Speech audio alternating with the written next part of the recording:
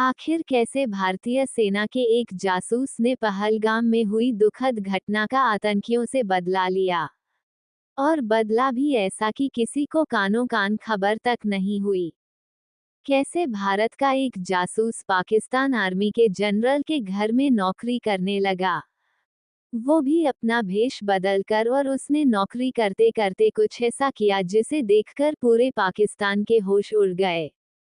पूरी कहानी आपको सुनाएंगे, पर दोस्तों उससे पहले अगर आप भी चाहते हैं कि देश के दुश्मनों को हमारी एकता का पता लगे तो वीडियो को लाइक करके कमेंट बॉक्स में जय हिंद जरूर लिखिए और आध्यात्मिक कथा चैनल को सब्सक्राइब करना ना भूले।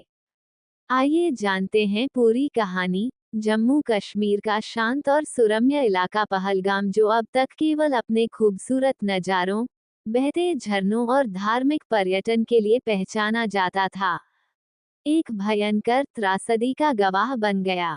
ये वही जगह थी जहां लोग छुट्टियों में सुकून ढूंढने आते थे, जहां हर सुबह पक्षियों की चहचहाट और नदियों की कलकल से होती थी। लेकिन उस दिन कुछ ऐसा हुआ जिसने पूरे इलाके की रूह को झकझोर दिया। कुछ संदिग्ध लोग नियंत्रण रेखा पार करके भारत में दाखिल हुए। वे एक स्थान पर पहुंचे और वहां उन्होंने ऐसी दरिंदगी की जिसकी कल्पना किसी ने नहीं की थी। यह एक ऐसा क्षण था जो न सिर्फ पहलगाम बल्कि पूरे भारत के लिए दर्द और गुस्से का कारण बना। स्थानीय लोग सदमे में थे। कई परिवारों ने अपनों को खो दिया था। गांव के प्रधान ने कहा, हमने कभी सोचा भी नहीं था कि हमारे शांत गांव में ऐसा दिन भी देखना पड़ेगा। घटना के बाद मीडिया चैनल्स पर ब्रेकिंग न्यूज की बाढ़ आ गई। टीवी स्क्रीन पर चलती हेडलाइंस ने हर दर्शक को भावुक और आक्रोशित कर दिया। रातों रात ट्विटर, फेसबुक और सोशल मीडिया पर न्याय की मांग की जाने लगी और लोग कहने लगे कि पाकिस्तान को इसकी सजा जल्द से जल्द दो। हर नागरिक अपनी आवाज उठाने लगा। देश भर में मोमबत्ती मार्च निकाले गए। दिल्ली, मुंबई, लखनऊ से लेकर चेन्नई तक लोग सड़कों पर थे। ये सिर्फ गुस्से का नहीं, एकजुटता का संकेत था। सरकार ने तुरंत उच्च स्तरीय बैठक बुलाई। राष्ट्रीय सुरक्षा सलाहकार, रॉ प्रमुख और सेना प्रमुख सभी उपस्थित थे। प्रारंभिक जांच में ये साफ हुआ कि हमला योजनाबद्ध था और हमलावर पाकिस्तान से संचालित किए गए नेटवर्क से जुड़े थे। ये तथ्य और भी अधिक गंभीर था। अब सवाल ये था कि भारत कैसे प्रतिक्रिया देगा। एक ओर जन भावनाएं उग्र थी, लोग प्रत्यक्ष कार्यवाही चाहते थे। वहीं दूसरी ओर सरकार को अंतर्राष्ट्रीय कूटनीति और सीमा पर शांति का भी ध्यान रखना था। युद्ध एक विकल्प हो सकता था, लेकिन इससे क्षेत्रीय स्थिरता को खतरा होता। इसलिए एक चुपचाप लेकिन बेहद असरदार योजना पर काम शुरू हुआ। एक गुप्त मिशन जिसका उद्देश्य केवल जवाब देना नहीं बल्कि दुश्मन की जड़ों तक पहुंचकर सच्चाई उजागर करना था। इस खास मिशन के लिए चुना गया भारत का सबसे कुशल और बहुरूपिया जासूस। शौर्यवीर शेरा की नियुक्ति कोई सामान्य फैसला नहीं था। यह एक रणनीतिक चाल थी। उनकी पहचान गुप्त थी, लेकिन काम ऐसा कि दुश्मन को भनक भी ना लगे। शौर्य को बुलाया गया। उन्होंने बिना किसी हिचकिचाहट के कहा, देश का दर्द मेरा दर्द है। मैं तैयार हूं। और इसी के साथ शुरू हुआ एक ऐसा मिशन जिसकी गूंज दोनों देशों की सीमाओं के पार सुनाई देने वाली थी। किसी भी देश की सुरक्षा नीति का सबसे गोपनीय चेहरा होते हैं उसके गुप्तचर यानी जासूस, और भारत के पास था शौर्यवीर। एक ऐसा नाम जो किसी सरकारी रिकॉर्ड में नहीं मिलेगा, न ही किसी पहचान पत्र में। वे एक साया थे जो नजर आने से पहले ही अपना काम कर चुके होते थे। शौर्य की पहचान गुप्त थी, लेकिन उनके कारनामे उन चुनिंदा अधिकारियों के जहन में अमिट थे जिनकी नजरों के सामने उन्होंने एक के बाद एक असंभव ऑपरेशन पूरे किए थे। उन्होंने अफगानिस्तान के कंधार में एक बड़े आतंकी नेटवर्क को तहस नहस किया था, वह भी बिना किसी हमले या सीधी मुठभेड़ के। शेरा के प्रशिक्षण की बात करें तो उन्होंने स्पेशल फ्रंटियर फोर्स से उच्च स्तरीय प्रशिक्षण प्राप्त किया था। वे एक विशेषज्ञ थे। साइकोलॉजिकल ऑपरेशन, सिग्नल इंटरसेप्शन और डीप कवर मिशनों में वह न केवल दुश्मन की भाषा और लहजा सीखते थे बल्कि उनके चलने, बोलने और सोचने के तरीके तक को अपना लेते थे। यही कारण था कि वे कभी अफगान व्यापारी तो कभी नेपाली बौद्ध भिक्षु के रूप में देखे गए, लेकिन पहचाने कभी नहीं गए। एक बार उन्होंने मुंबई में एक विदेशी एजेंट को ट्रैक करने के लिए पूरे 2 हफ्ते एक फेरी वाले का रूप धारण किया था। इतनी गहराई से वे अपने किरदार में उतर जाते थे कि स्थानीय लोग उन्हें सच में उसी रूप में पहचानने लगते थे। वे अभिनय नहीं करते थे, वह किरदार बन जाते थे। दिल्ली में जब पहलगाम हमले के बाद इमरजेंसी बैठक बुलाई गई तो सुरक्षा प्रतिष्ठान को सिर्फ यही नाम याद आया। शौर्यवीर शौर्य को काम सौंपा कि उसे पाकिस्तान जाना होगा और पाकिस्तान आर्मी के जनरल के घर में किसी भी तरह घुसकर वहां अपनी जगह बनानी होगी।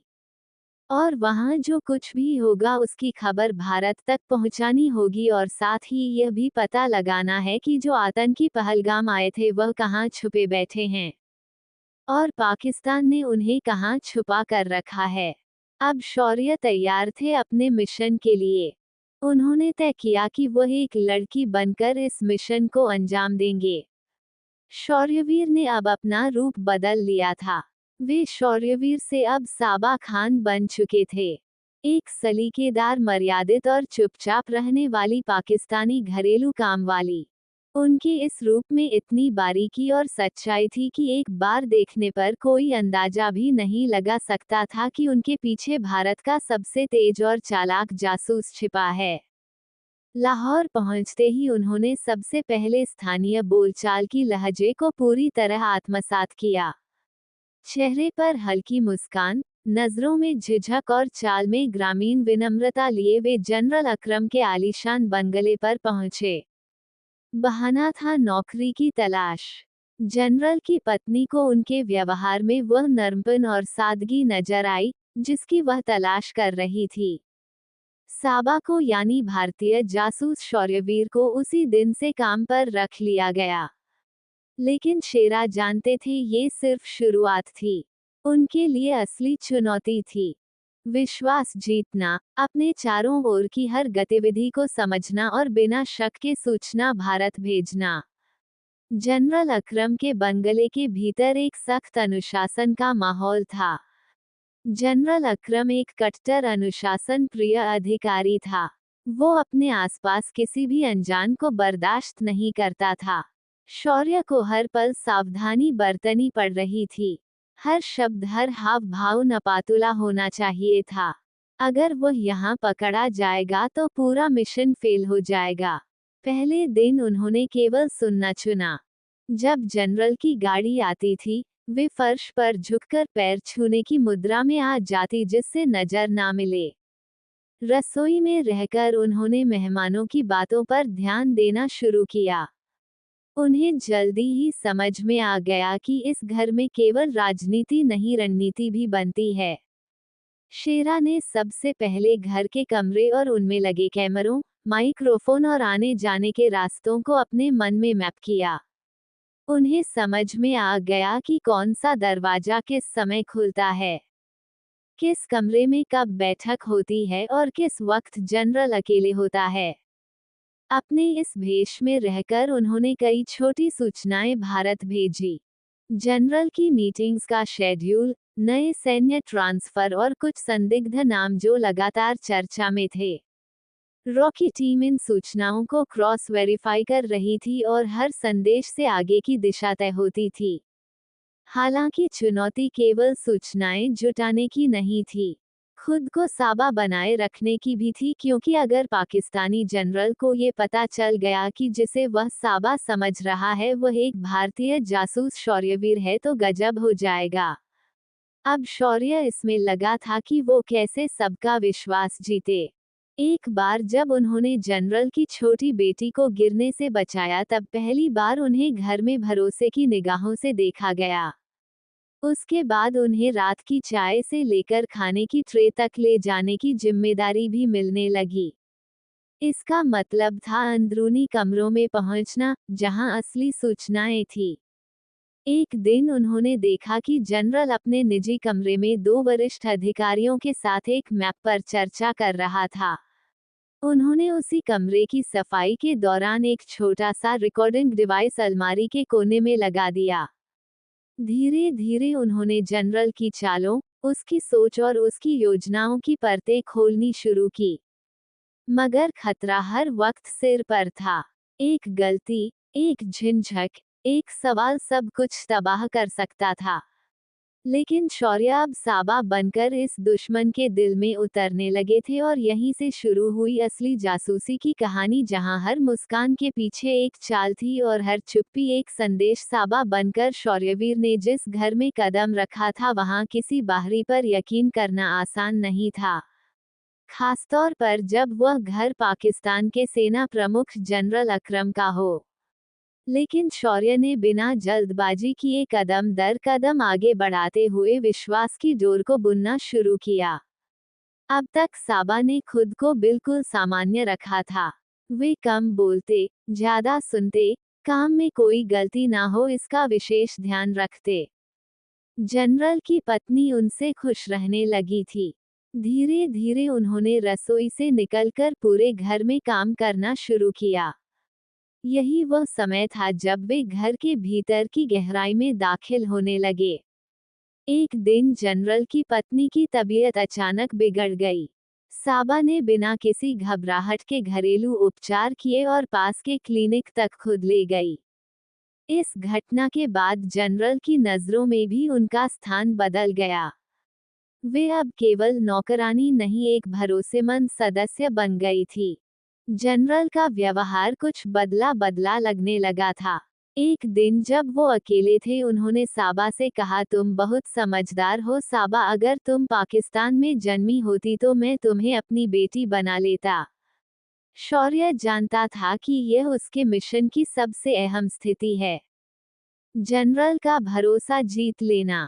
उन्होंने विनम्रता से मुस्कुराते हुए सिर झुका लिया, और उसी क्षण उन्होंने तय कर लिया कि अब वक्त है अंदर की रणनीति को बाहर लाने का। उन्होंने घर की कई जगहों पर माइक्रो कैमरे और रिकॉर्डिंग डिवाइस फिट किए, खासकर उस स्टडी रूम में जहां जनरल अपने शीर्ष अधिकारियों से गुप्त बैठकें किया करता था। एक शाम जनरल की एक बड़ी बैठक आयोजित हुई थी। एजेंडा था कश्मीर में अगला कदम। उस बैठक में कई अहम अधिकारी मौजूद थे और कई संवेदनशील दस्तावेज खुले रखे गए थे। साबा को आदेश मिला चाय और स्नैक्स लाने का। यह उनके लिए सुनहरा अवसर था। उन्होंने ट्रे के नीचे लगा कैमरा ऑन कर दिया और सटीक एंगल में कमरे में पहुंचा दिया। बैठक में हो रही बातचीत भारत तक लाइव पहुंच रही। जनरल ने कहा, अब समय आ गया है कि हम भारत के भीतर नया मोर्चा खोलें। ऑन ऑपरेशन अंधकार की तैयारी पूरी हो चुकी है। इस पूरी बातचीत की रिकॉर्डिंग शौर्य ने उसी रात सुरक्षित चैनल से भारत भेज दी। रॉ के मुख्यालय में जब यह फाइल पहुंची तो हर अफसर स्तब्ध था। भारत को पहली बार इतनी स्पष्ट जानकारी मिली थी कि पाकिस्तान की सेना किस स्तर पर रणनीति बना रही थी। इस बीच साबा का उठना बैठना अब जनरल की बड़ी बैठकों और उनके परिवार की निजी चर्चाओं तक पहुंच गया था। वे अक्सर जनरल की छोटी बेटी के साथ समय बिताती, जिससे घर के कोनों में जाने का मौका सहज रूप से मिल जाता। हालांकि यह सब करते हुए एक बात हमेशा शौर्य के जहन में रहती, हर पल खतरे से भरा है। बस एक गलत चाल और पूरा ऑपरेशन जलकर राख हो सकता है। लेकिन वे हर बार संयम से काम लेते और अपने चेहरे पर मासूमियत की परछाई बनाए रखते। उनके हर दिन की शुरुआत निगरानी से होती और अंत रिपोर्ट भेजने से। वे जान चुके थे कि मिशन लंबा है, पर अब दुश्मन की सबसे गुप्त दीवारों में सुराख हो चुका था, और यही सबसे बड़ी जीत थी। पर एक रात कुछ ऐसा हुआ जिसकी कल्पना शौर्य ने नहीं की थी। शौर्य, जो अब साबा बनकर पाकिस्तानी जनरल के बंगले में रह रहे थे, उस बंगले में ही उन्हें एक कमरा दे दिया गया था। वह रात के अंधेरे में अपने असली भेष में आ जाते थे। औरतों वाले कपड़े उतार देते थे और विग भी उतार कर वह दिन भर की सारी खबर भारत पहुंचाकर सो जाते थे। पर एक रात जब बाकी घर गहरी नींद में था, शौर्यवीर अपने कमरे में गुप्त संचार उपकरण से भारत से संपर्क कर रहे थे। वह समय बहुत सावधानी का होता था, इसलिए वे सामान्यतः सभी खिड़कियां ढककर, दरवाजा बंद कर और निगरानी उपकरण चालू कर कार्य करते थे।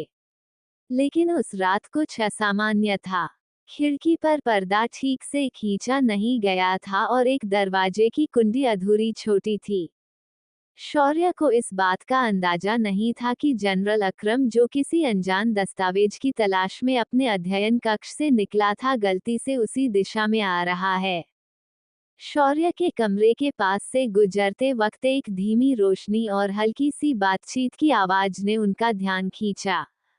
उसने बिना आवाज किए दरवाजे को थोड़ा सा खोला। जो दृश्य उसने देखा, उसे देख उसके होश उड़ गए। सामने एक आदमी साबा नहीं बल्कि एक पुरुष ट्रांसमीटर के सामने बैठा था। सिविलियन कपड़ों में नकली विग और कपड़ों का ढेर बगल में पड़ा हुआ था। जनरल ने दरवाजा बिना किसी आहट के फिर बंद कर दिया। शौर्य को उस वक्त कोई भनक नहीं लगी कि कोई उसे देख चुका है। वह अपनी संचार प्रक्रिया पूरी करने के बाद जल्द ही फिर से साबा के रूप में बदल गए और सो गए। अगले दिन जनरल ने बिना कुछ कहे पूरे घर की सुरक्षा बढ़ा दी। उसने कैमरे बदलवाए, स्टाफ में फेरबदल किया और खुद पूरी तरह सतर्क हो गया। लेकिन उसने किसी को नहीं बताया कि उसने क्या देखा, क्योंकि वह इस रहस्य को पकड़कर उसकी तह तक जाना चाहता था। इस बीच शौर्य को यह जरूर महसूस हुआ कि घर का माहौल बदल गया है, लेकिन उन्होंने इसे सामान्य सुरक्षा अभ्यास समझा। जब उन्हें बताया गया कि जनरल की बेटी की तबीयत खराब है और उन्हें घर से बाहर ना निकलने का निर्देश है, तो उन्होंने इस पर शक नहीं किया। पर जैसे जैसे दिन बीते, उन्हें लगने लगा कि कुछ तो गलत है। निगाहें अब ज्यादा महसूस होने लगी थी। कुछ नौकर अचानक हट गए थे और कुछ नए चेहरे दिखने लगे थे। कैमरों का एंगल भी थोड़ा अलग लग रहा था। शौर्य ने तुरंत स्थिति की गंभीरता को भांप लिया।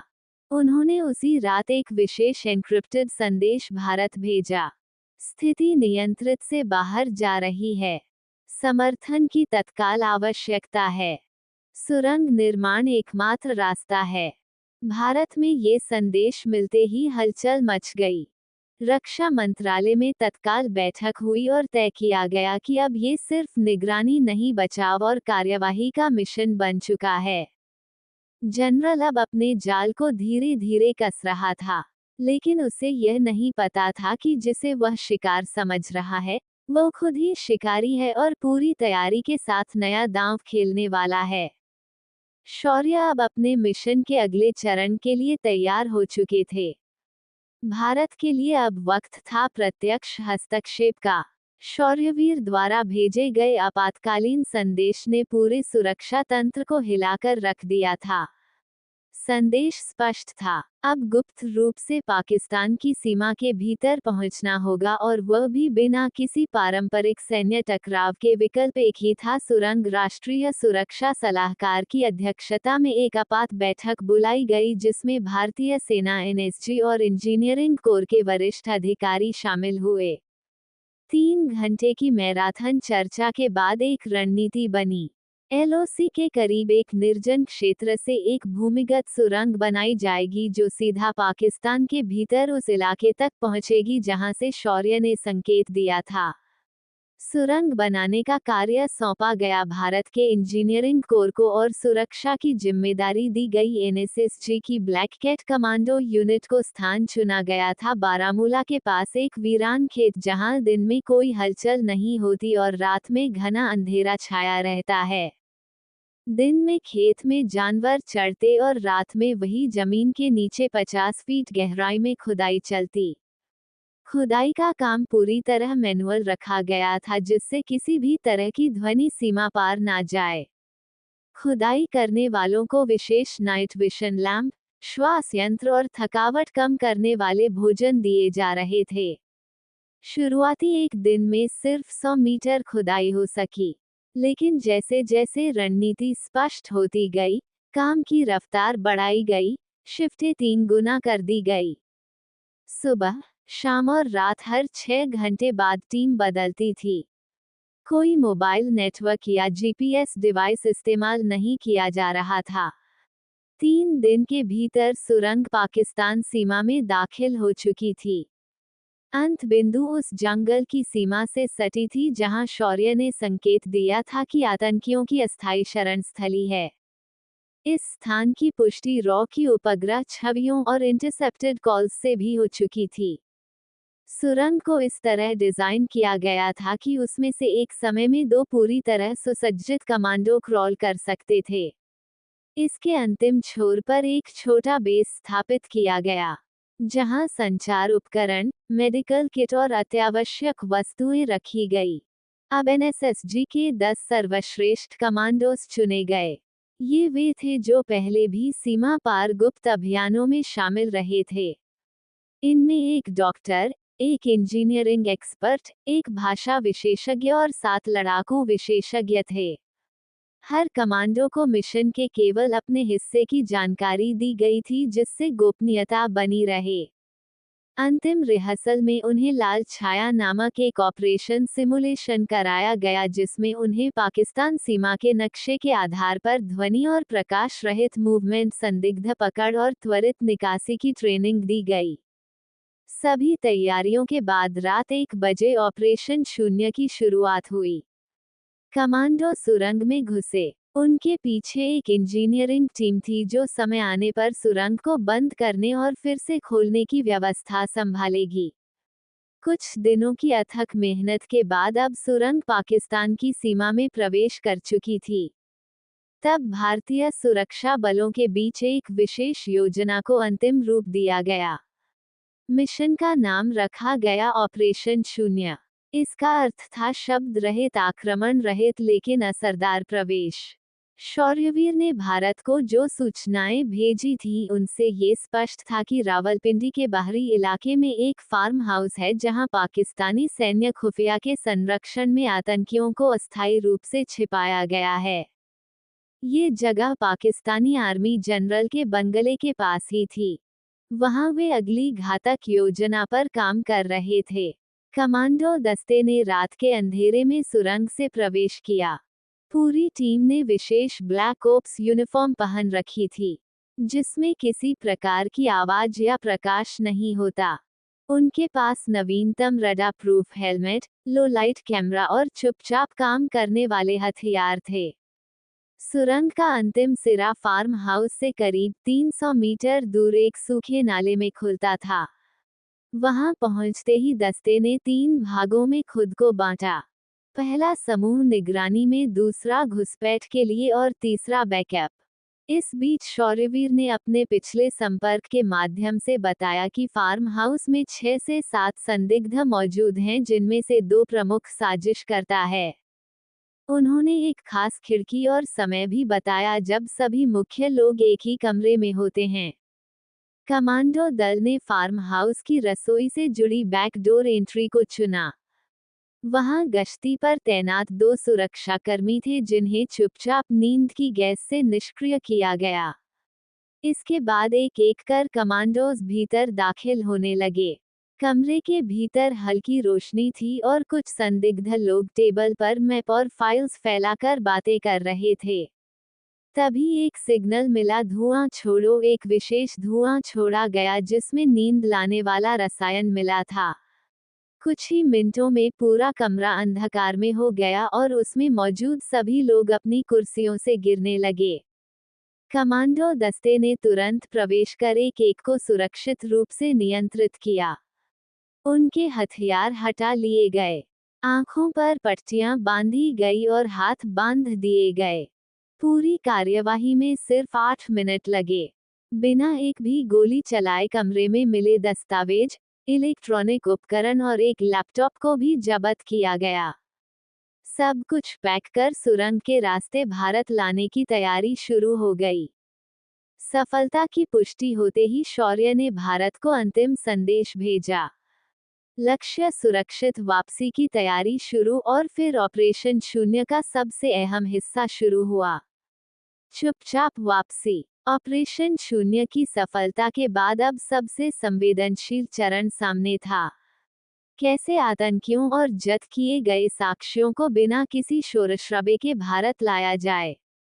ये काम सिर्फ फिजिकल ट्रांसपोर्ट का नहीं था, यह एक मनोवैज्ञानिक युद्ध का हिस्सा भी था।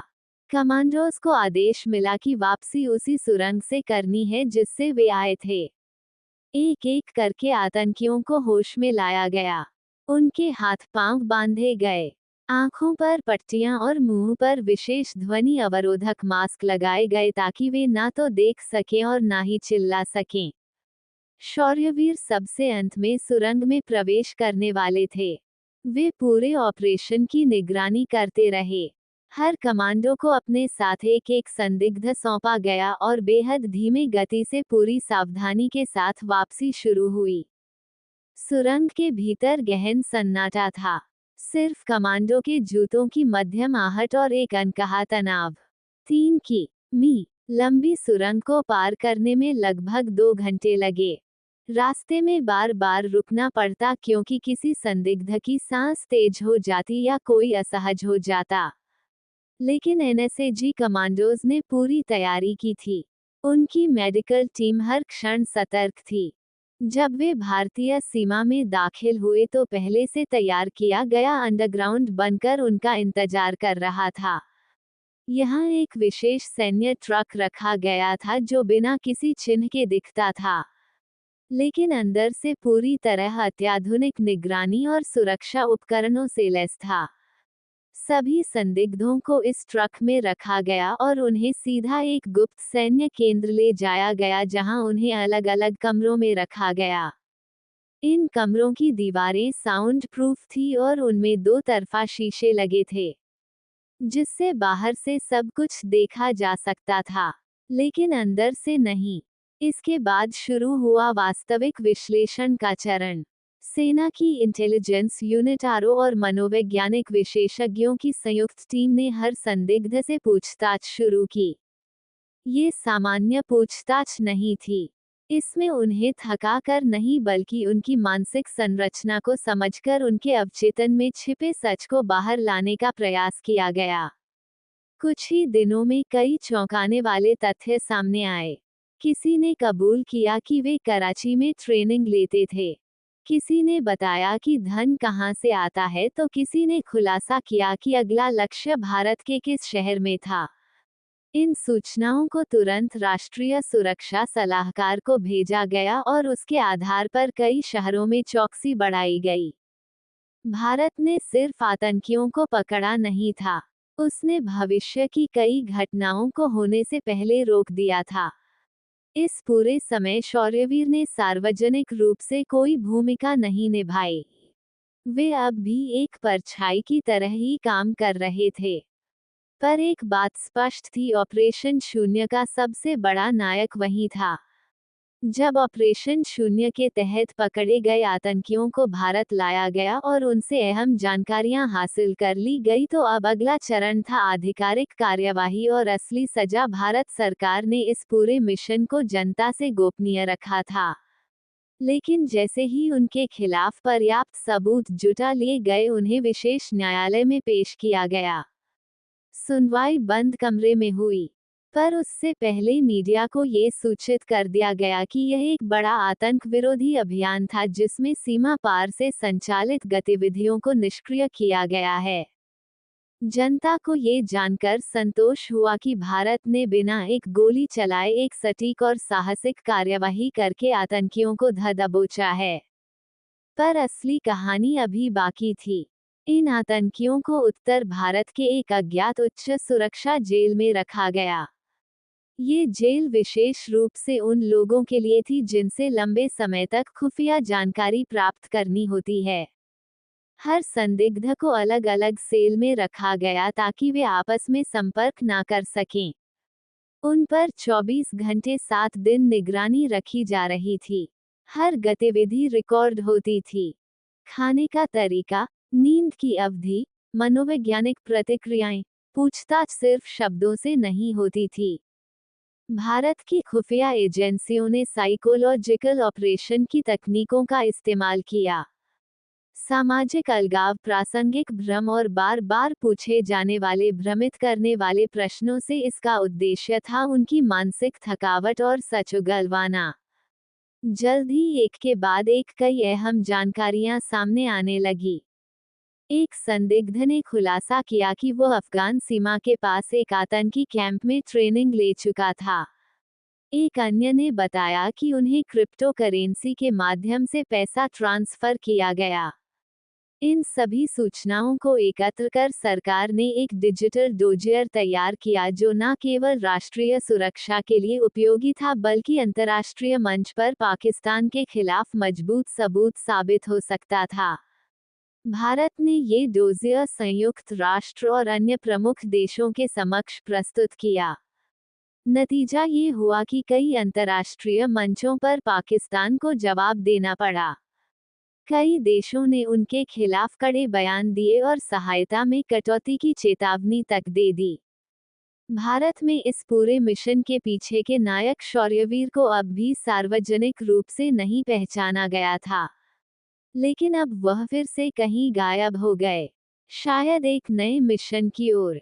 इन आतंकियों की असली सजा सिर्फ कैद नहीं थी, वो एक निरंतर चलने वाली प्रक्रिया थी जिसमें इन आतंकियों से समय समय पर ऐसी जानकारियां ली जाती रही जो भारत की भविष्य की सुरक्षा के लिए अत्यंत आवश्यक थी।